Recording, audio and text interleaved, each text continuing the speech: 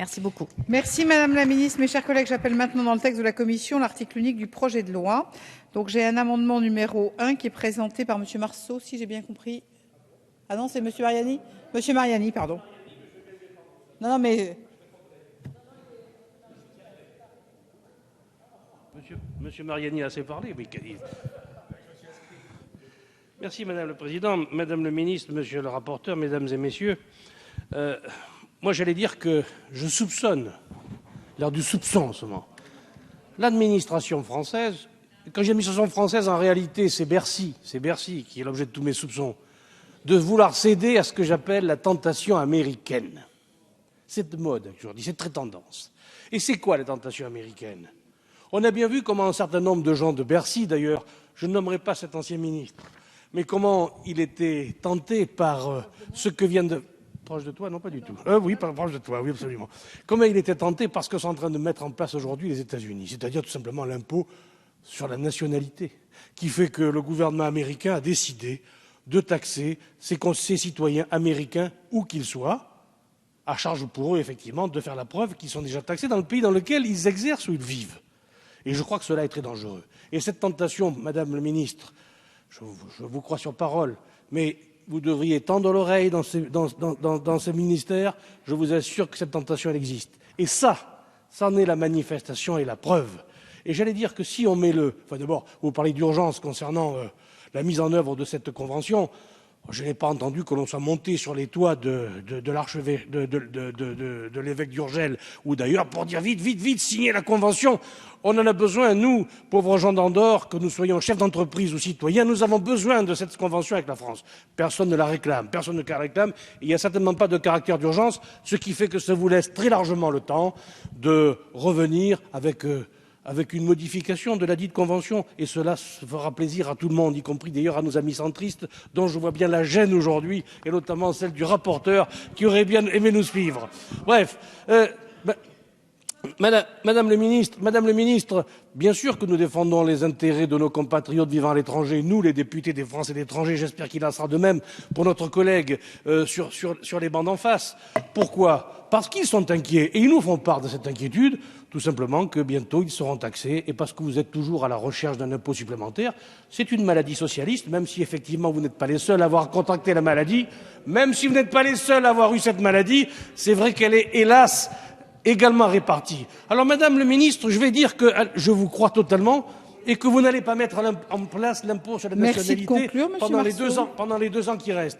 Eh bien, je ne suis pas certain que vos successeurs seront sur la même voie, quel qu'il soit, et que ce soit une nouvelle majorité de droite ou de gauche, de droite, nous l'espérons, eh bien, ils peuvent être eux aussi tentés à Bercy, car nous connaissons leur caractère de dangerosité. C'est la raison pour laquelle je vous demande de retenir cet amendement et de supprimer l'article. Monsieur le rapporteur. Merci Madame la Présidente, Madame la Ministre. Cet amendement n'a pas été examiné puisqu'on vient de nous le remettre, mais en réalité c'est la remise en cause tout simplement de la Convention. Alors je crois que le débat a eu suffisamment eu lieu en commission, en séance publique, en commission à nouveau, même en CMP, sans que je sois présent d'ailleurs. C'est une première où le rapporteur a été, malheureusement, n'a pu être retenu parce que l'UMP n'a pas voulu me laisser une place. Voilà, alors je le dis tout simplement, j'en profite de le dire quand même à l'occasion. Donc j'aurais pu être présent à ce moment-là de la CMP, je ne l'ai pas été, c'est un fait, peu importe. Il y a eu à nouveau un débat en commission ce matin, aujourd'hui en séance publique. On va être obligé de recommencer, parce sans doute que nos collègues sénateurs vont à nouveau rejeter ce texte. On aura à nouveau encore une discussion en commission, et ensuite, en finale, donc ici même. Je crois qu'on a suffisamment perdu de temps. Comme vous l'avez dit, Madame la Ministre, cette convention aurait pu s'appliquer au 1er janvier de cette année. Alors, je rappelle à notre collègue, bien-aimé Thierry Mariani, mais lui dire également qu'il était membre du gouvernement à l'époque, 2011, au moment des discussions. Alors ce matin, il nous disait qu'il était défavorable, mais quand on est dans un gouvernement, on accepte quand même. C'est ce gouvernement le gouvernement précédent qui l'avait accepté, gouvernement que je soutenais par ailleurs. Mais les négociations avaient eu lieu, n'empêche, et je crois que c'était attendu, quand les négociations, on regrette suffisamment, quand on est en commission, d'adopter des conventions avec beaucoup de retard, on s'en plaint tous. Alors là, on a déjà suffisamment pris. Je crois qu'on a suffisamment perdu de temps. Aujourd'hui, moi, j'invite à rejeter, bien sûr, cet amendement. Merci, Madame la Ministre. Oui, Madame la Présidente, Mesdames et Messieurs les députés, le gouvernement, bien sûr, donne un avis défavorable sur cet amendement. D'abord, vous dire que la clause sur la nationalité de l'article 25 est inapplicable, je l'ai dit. Ce n'est pas un précédent. Ce n'est pas un précédent, c'est une spécificité liée à un contexte à un moment donné. Et puis, renégocier, je le redis, prendrait plusieurs années. Et je peux vous le garantir, même si vous ne souhaitez pas l'entendre, et serait préjudiciable pour nos concitoyens.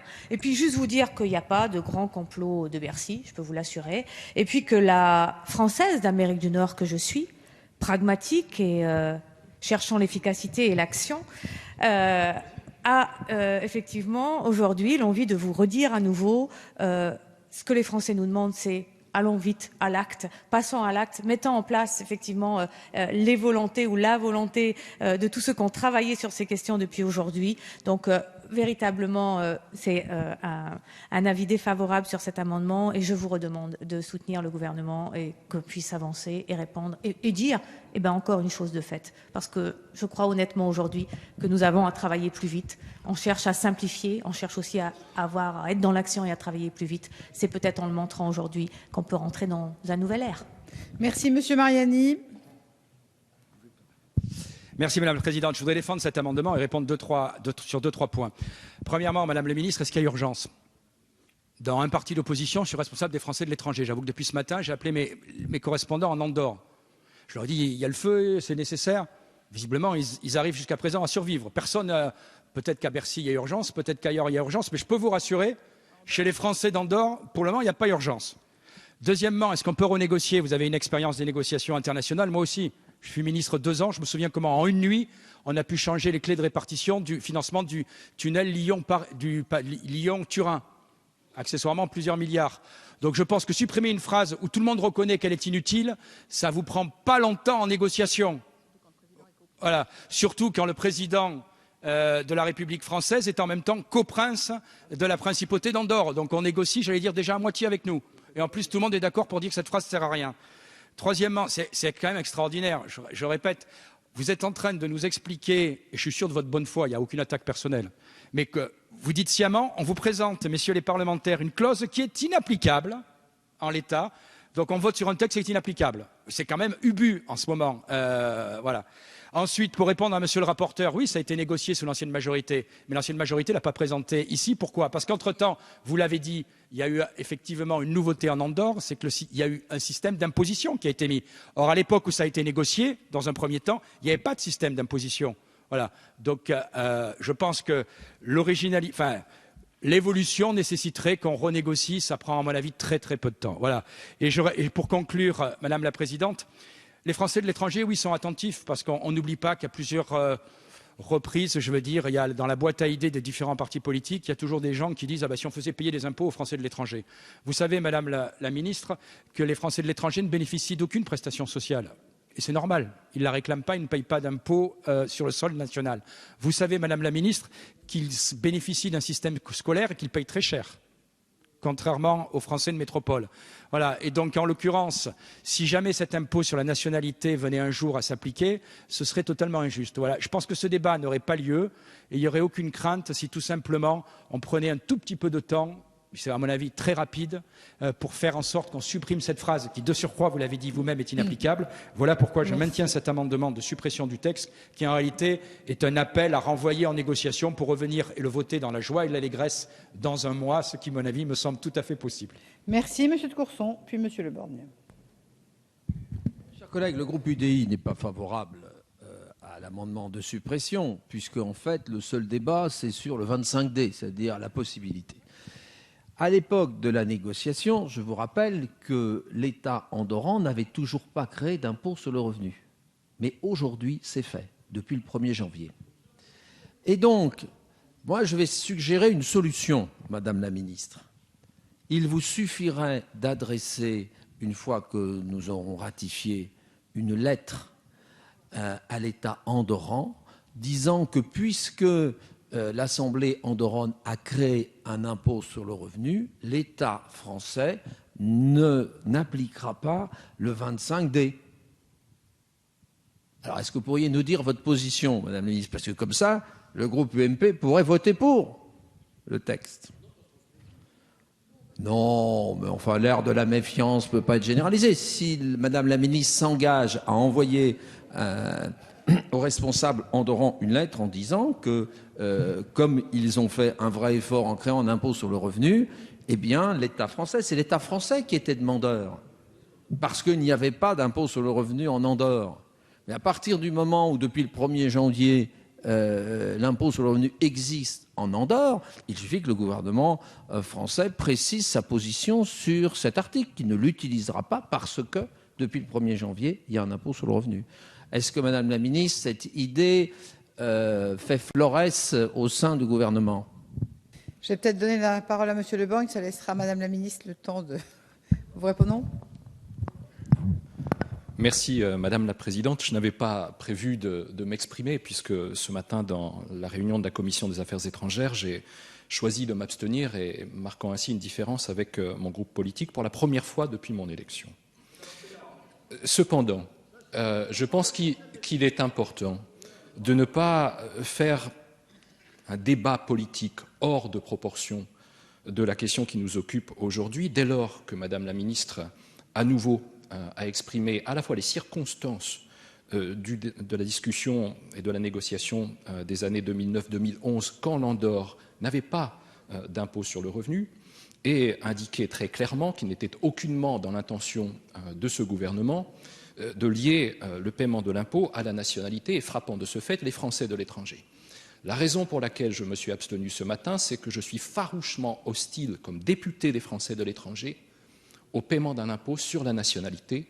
Les Français à l'étranger ne sont pas des exilés fiscaux, ce sont des femmes et des hommes qui, où ils se trouvent, payent l'impôt dans leur pays de résidence. Voilà. Ma collègue Chantal Guittet, dans son intervention, vous a interpellé, Madame la Ministre, quant à l'opportunité d'une déclaration interprétative. Et finalement, c'est ce que nous dit aussi d'une autre manière Charles de Courson. Il me semble que là est probablement la solution aux questions qui sont soulevées ce soir dans l'hémicycle et probablement également la solution pour qu'un vote intervienne qui permette à cette convention fiscale attendue d'entrer en vigueur. Merci. Merci, Monsieur Le Borgne. Madame la ministre. Madame la Présidente, je peux dire un mot. Bien sûr. Je comprends cette idée d'essayer de faire l'unanimité à travers une lettre. Et c'est vrai que dans un premier temps, j'ai envie de dire une lettre, ça mange pas de pain. Mais en même temps, on va écrire quoi? On va écrire que jamais le gouvernement, enfin le Parlement, parce que c'est bien au Parlement que se déciderait ce genre de choses, aurait la liberté un jour de décider quelque chose. À partir du moment où, dès ma première explication, ici, il y a déjà plusieurs mois, j'ai expliqué que rien ne serait créé au niveau d'une imposition quelconque, où rien ne peut se faire de toute façon, donc il n'y a aucune inquiétude, sans que le Parlement le décide de lui-même, je ne vois pas pourquoi on écrirait un courrier. Donc au départ, ça part d'une bonne intention, voilà, mais on écrirait un courrier qui remettrait la liberté d'un Parlement de faire différemment. Donc voilà. Alors après, on peut échanger comme ça, ad vitam aeternam, et se répandre. L'idée, c'est simplement de dire que de toute façon, ça ne s'appliquera pas. Alors oui, Monsieur Mariani, je peux comprendre que c'est un peu particulier d'avoir ce type de déclaration. Mais c'est comme ça qu'a été pensée la Convention. Je n'y étais pas. Elle a été pensée comme ça. Elle répondait, je le redis encore, à un contexte particulier. Moi, qui a changé depuis, et qu'on sait tous pertinemment que quand on peut rééviter de rouvrir ce type de débat ou ce type de négociation, on le fait. Voilà, c'est ce que je voulais redire. Merci. Je vais donc mettre au voie cet amendement numéro 1 qui, je le rappelle, a un avis défavorable de la Commission et du gouvernement. Non, il n'y a pas d'explication de vote sur un vote d'amendement, Madame Schmitt. Je mets au voie qui est pour. Vous votez l'amendement pour l'instant. Qui est contre? L'amendement n'est pas adopté. Alors maintenant, nous arrivons précisément aux explications de vote sur le texte. À ce stade, je n'ai pas reçu de demande d'explication de vote sur le texte. Bon, alors Madame Schmitt. Merci Madame la Présidente. Donc, les explications que nous a données Madame la Secrétaire d'État ne nous satisfait pas. D'une part, en disant qu'il fallait énormément de temps pour négocier un avenant. Moi, pour un pays que je connais bien, il a fallu que quelques jours pour enlever une clause de la Convention sur les droits de succession qui avait été refusée par le Parlement suisse, pour inclure la clause dans la Convention sur la non-double imposition. Ça a été très, très vite.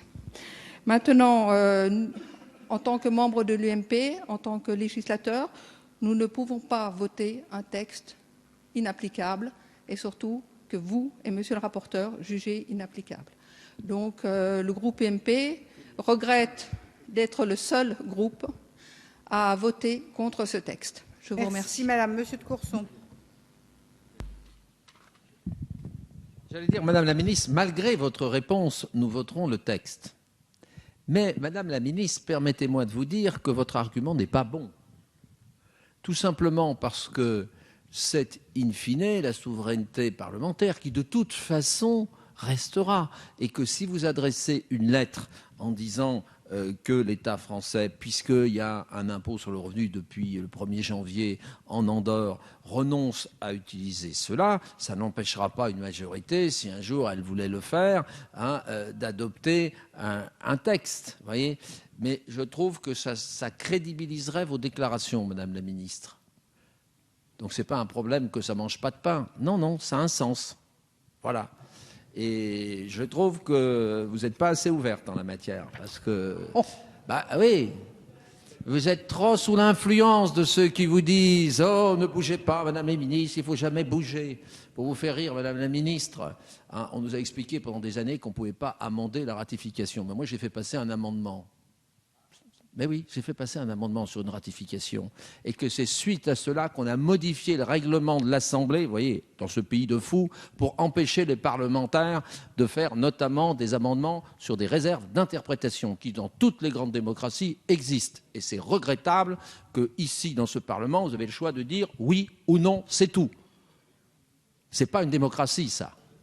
C'est un système 5e République où le gouvernement peut tout faire et des majorités qui se couchent systématiquement.